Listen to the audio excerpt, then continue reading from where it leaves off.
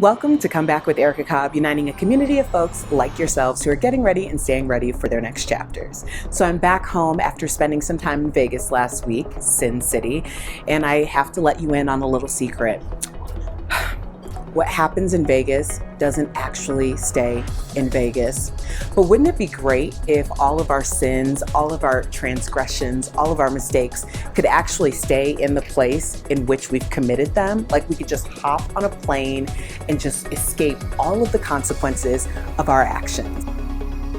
But listen, as I mentioned last week, none of us are perfect people. In fact, I know some perfect people, and I say I know them loosely because, come on, we're not close. I don't need that type of influence in my life.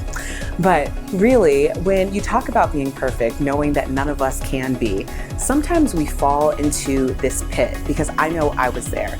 At the hardest point in my life, I started doing things that were out of character. Like I started acting out, lying, cheating, stealing, because I felt like because I had made these mistakes in the worst place I've possibly been in my life, that maybe the critics were right. Maybe the negative things I've heard about me in the past are absolutely true.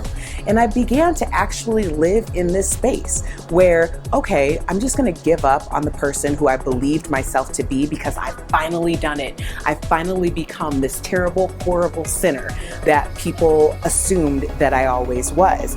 And I went straight into that place, starting to commit more and more of these transgressions against myself. And the problem with doing that is we're responsible for our mistakes, but we're also responsible for the timeline of the penance that we pay.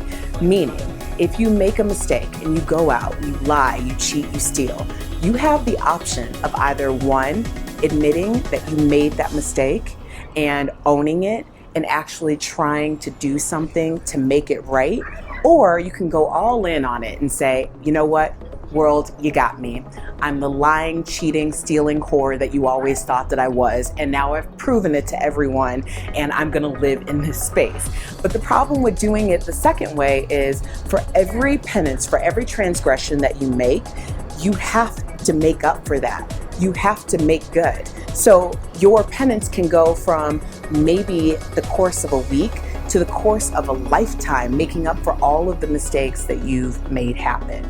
So I want to encourage you, comeback kids, if you are in a situation that feels very cyclical to you, like things are happening over and over and you keep making these mistakes because maybe sometimes it feels more comfortable than the idea of just facing the fact that you're human and you've done something wrong and making up for it, and you continue to make these mistakes, just stop.